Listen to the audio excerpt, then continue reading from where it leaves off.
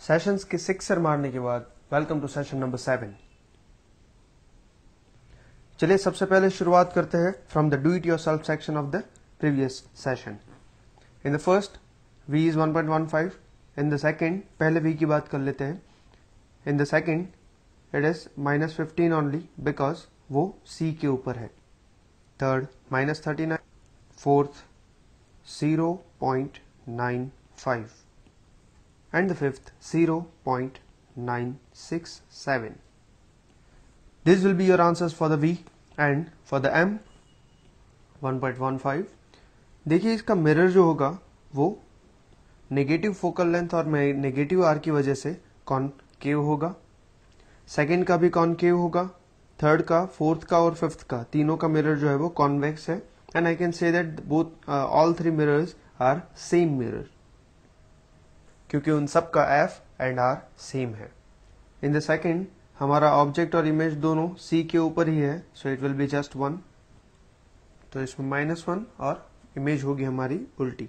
0.025 for the third and for the fourth 0.05 and fifth and the last has the magnification of 0.033।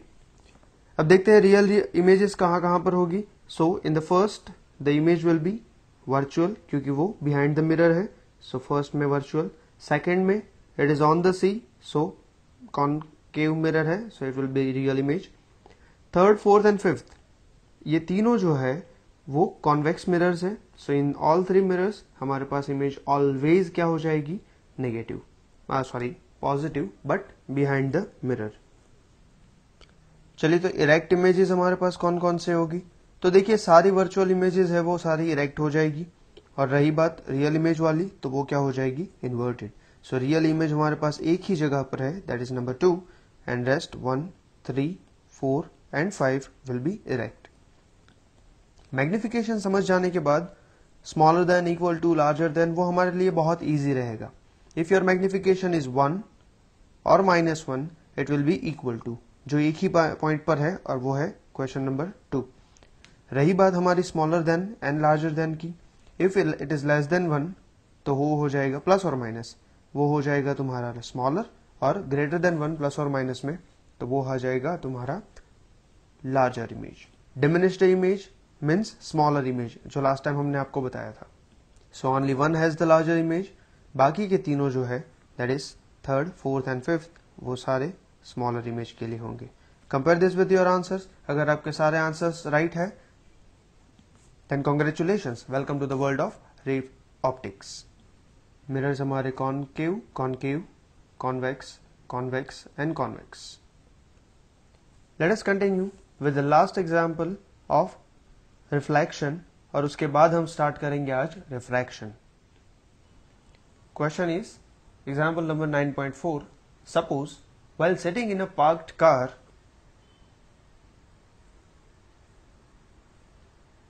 you notice a jogger approaching towards you। So let us say here you are, ये आपकी car है और ये है आपका side view mirror. यहां से ये जो जॉगर है वो जॉगर यहां पर आपकी डायरेक्शन में आ रहा है आगे। जॉगर की स्पीड बताई है 5 मीटर पर सेकेंड, और ये जो साइड व्यू मिरर हमारा है उस साइड व्यू मिरर का रेडियस ऑफ कर्वेचर हमें बताया गया है, दैट इज 2 मीटर्स। तो ये है हमारा data 5 metre per second. From the 11th standard we know that एक सेकेंड में वो 5 मीटर आगे आएगा। तो इसकी वेलोसिटी के हिसाब से 5 मीटर कोई एक पॉइंट हम ले ले, for example how fast the image of the jogger appear to move when jogger is at 39 metre. 39 metre पर जब जॉगर होगा तब की पोजीशन हम फाइंड आउट कर ले। एक सेकेंड के बाद जॉगर क्या करेगा, 39 मीटर फार था, अब वो 5 मीटर नजदीक आ जाएगा। So when it is coming near 5 metre, in that case you find the image again, and then you will find that what is the velocity of the image. Repeat the same case with 29 metre. 29 metre की image find out करो, उसमें से 5 metre minus कर दो, और उसके लिए फिर से इमेज फाइंड आउट करो, and then you will get the image for another, and that will be for 24 metre. Same repetition for 19 metre. 19 metre के लिए इमेज फाइंड आउट करो, 19 माइनस 5 दैट इज 14 मीटर, उसके लिए इमेज फाइंड आउट करो और उन दोनों इमेज को सब्ट्रैक्ट कर दो. So that difference is going to give you the amount of distance covered by image in 1 second, and that is your speed or velocity of the image. And at last you have to repeat the same thing again for 9 meter. तो सबसे पहले क्या करेंगे, जो भी हमारे पास data है उस डेटा को मेंशन कर देंगे. So first of all radius of curvature r दिया है. So radius of curvature r is equal to कितना है हमारे पास 2 मीटर. बट सबसे ज्यादा ध्यान रखना है unit system should be same for all the values. Another thing is mirror कौन सा है, क्योंकि यहां पर मिरर के बारे में हमें कुछ स्पेसिफिकेशन नहीं दिया. सो साइड व्यू मिरर जो होता है वो कौन सा होगा, कॉनकेव या कॉन्वेक्स? Yes, convex. तो कॉन्वेक्स मिरर जो तुम्हारा है उसके लिए R होगा पॉजिटिव, और वही सेम चीज के लिए आप लोग F भी फाइंड आउट कर सकते हो. What is F? F is equal to R by 2, and उसके हिसाब से F इज इक्वल टू क्या हो जाएगा 2 by 2 that is 1 metre. In exam इस स्टेप को तुम लोग डायरेक्ट भी लिख सकते हो, ये इनिशियल स्टेज है इसलिए मैं पूरे स्टेप्स लिख रहा हूं. Speed of jogger v is equal to 5 metre per second वो दिया है, and that is a constant. Just to avoid any confusion हम इसको कोई नाम नहीं देने वाले, कोई नोशन नहीं देंगे इसको. 3 values of u, u1, u2 and u3 are given, and the fourth value वो आपको खुद से कैलकुलेट करनी है. So for all of them you have to find image की speed. So first केस की बात करते हैं. इमेज फाइंड आउट करने के लिए हम मिरर फॉर्मूला डायरेक्टली यूज कर सकते हैं. So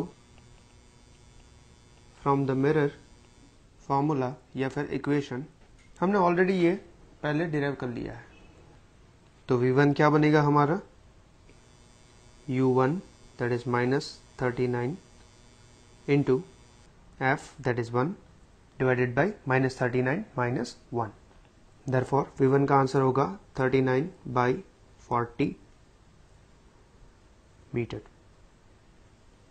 that is 0.975 meter. The same goes for v2 also. So after value substitution v2 हमारा मिल जाएगा 29 by 30 metre. You can see कि यहाँ पर एक पैटर्न बन रही है.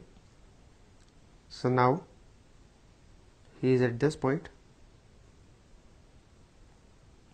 Let us calculate v3 and v4 for the same. 19 by 20 meter and v4 will be 9 by 10 meter. तो देखिए ये पूरी पैटर्न बन रही है बिकॉज हमारी जो फोकल लेंथ है वो 1 है. सो जो भी नीचे है ऊपर से एक वैल्यू प्लस है. So now the position of jogger after 1 second जो u1 dash, u2 dash, u3 dash and u4 dash ऐसे होगी. ये सारी पोजीशन होगी हमारी -39, उसमें से 5 मीटर नजदीक आया plus 5 that will be equal to -34 metre.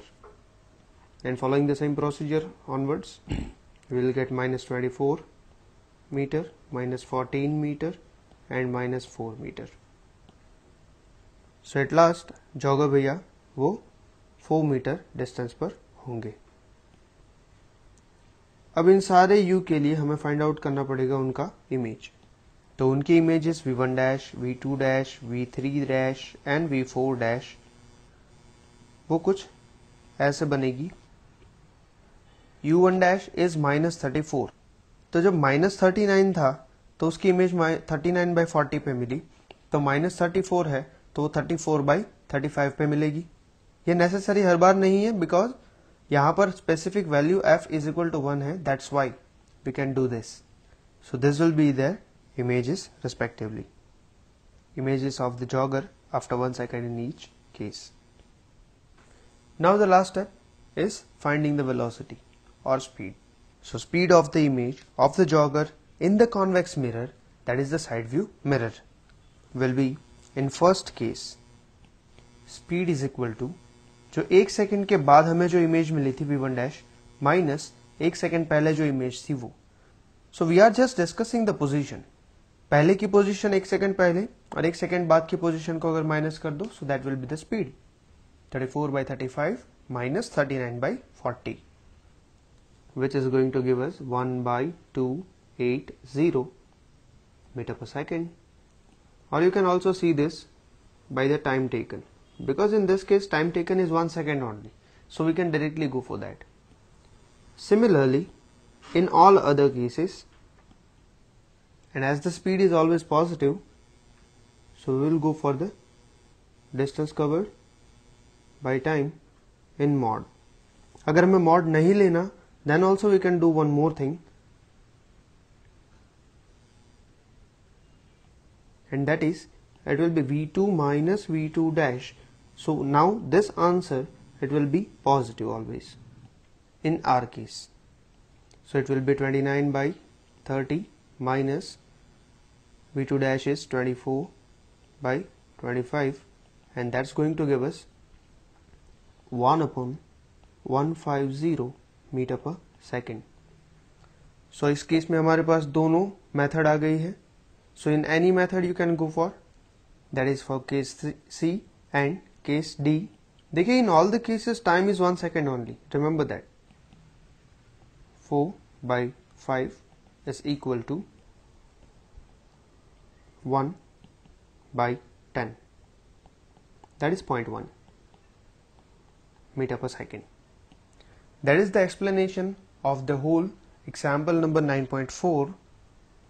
What you have to do now is, सबसे पहले आप लोग u1 के लिए v1 फाइंड आउट कर लो, उसी में आप उसका v1 डैश फाइंड आउट कर लो, और उसी में केस ए की स्पीड फाइंड आउट कर लो. And the same you can follow with 2, 3 and 4. So notebook में जब आप लिखोगे तो उसको ऐसे लिखना है. एंड ये जो हमने दो मेथड की है, उन दोनों में से कोई भी एक मेथड आपको फॉलो करनी है, whichever you like and you find it easy. So now let's move to the refraction of light. तो सबसे पहले देखते हैं that what is refraction of light, and then we will understand later on what does it mean, and उसके बाद उसके सारे formulation. So guys, these are few of the examples for refraction of light. इनमें से कोई भी चीज आपने अगर देखी है, that means refraction of light को आपने observe किया है. कहाँ, कैसे physics इसमें काम करेगा, let us see that.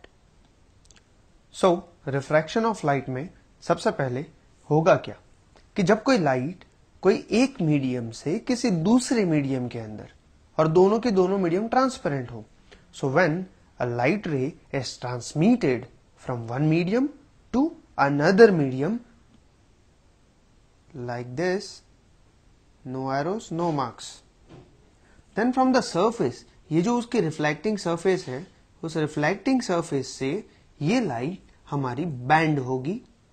And this bending of light वो स्ट्रेट पाथ पे जाने वाली थी, लेकिन just because of this it is bent. Along with that उसका थोड़ा सा पोर्शन वो रिफ्लेक्ट बैक भी हुआ. So at the surface which is separating two media, it bent, and at the time of changing the medium, when it is bending, this phenomena of bending of light, it is called as refraction of light. So we will call it as, so we can write the definition like this, that it is a phenomenon of bending of light from its straight path when it passes obliquely. This is must, क्योंकि वो किसी ना किसी angle पे आना चाहिए ना. अगर वो सीधा जाएगा then just like this pencil over here, वो कोई भी बेंडिंग नहीं शो करेगा. लेकिन अगर वो obliquely वहां पर जाएगा, then there will be one bending. So the word obliquely is important and necessary. From one transparent medium, medium should be transparent, वरना तो लाइट वहां से पास होगी ही नहीं, to another transparent medium. और जिस तरह से हमारे पास लॉज ऑफ रिफ्लेक्शन थे, उसी तरह हमारे पास लॉज ऑफ रिफ्रैक्शन होंगे. So laws of refraction, the law number 1 So the incident ray, refracted ray and the normal to the interface at the point of incidence all lie in the same plane. यही था हमारा second law हमारे reflection के case में, and refraction के case में ये हमारा फर्स्ट लॉ बनेगा. तो यहां पर अगर हम देखते हैं तो इंसिडेंट रे जो यहां से आएगा, रिफ्रैक्टेड रे जिसका रिफ्रैक्शन हुआ this green one, and reflected ray is this one. This is the original path, the red dotted line. It is the original path जहां पर उसको जाना था, लेकिन बीच में मीडियम चेंज हो गया. तो जब तक होमोजेनियस आइसोट्रॉपिक मीडियम था तब तक कोई इश्यू नहीं था. जैसे ही मीडियम की होमोजेनिटी या आइसोट्रॉपिसिटी चेंज हुई वो सीधा चेंज हो गया. So this angle formed with the normal drawn at the surface, this is your I, angle of incidence, ये है angle of reflection, and नीचे जो another medium के अंदर जो तुम्हारा angle बना है, that angle is your angle of reflection, sorry, angle of refraction.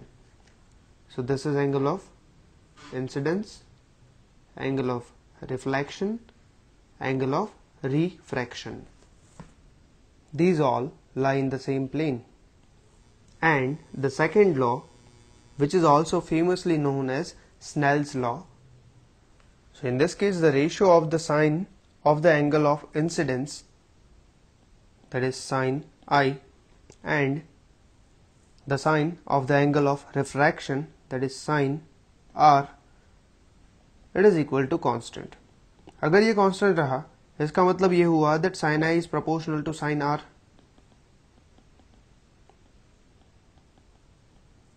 And this ratio is constant for the specific pair of media.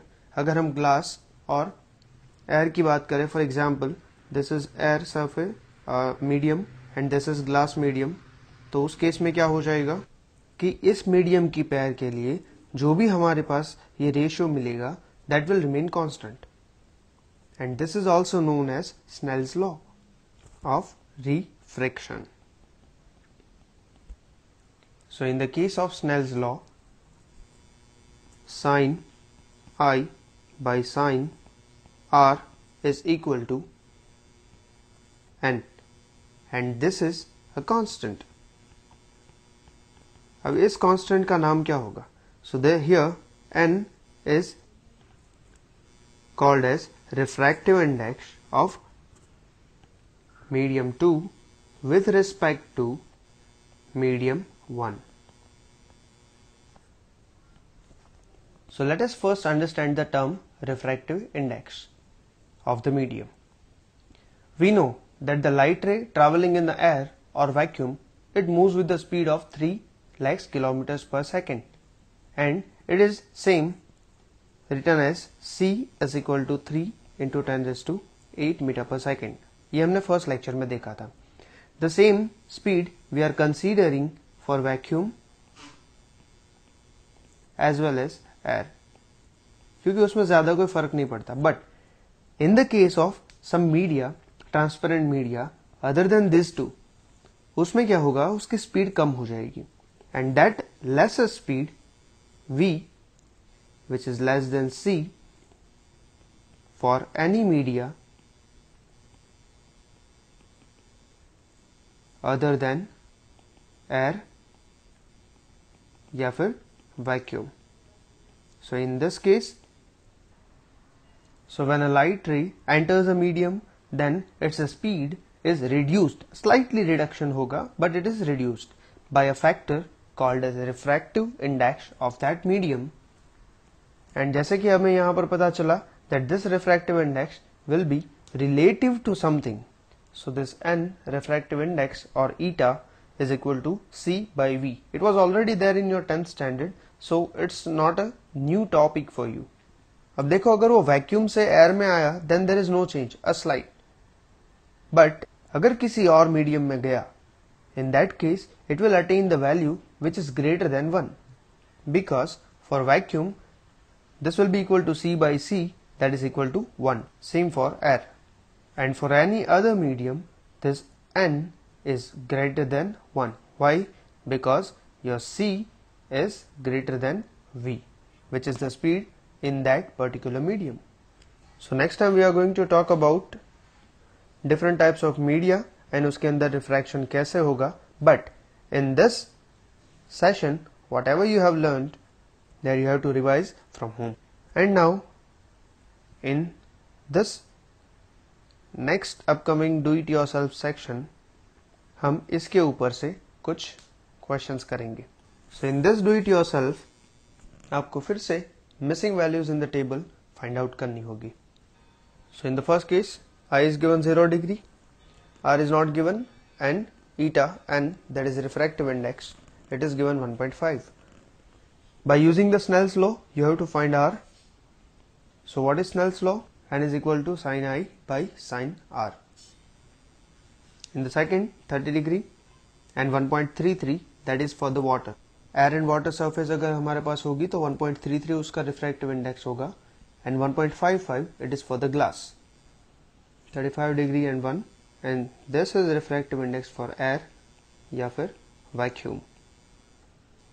And this question is quite tricky question. 1.5 for glass. So 6 colorful questions for you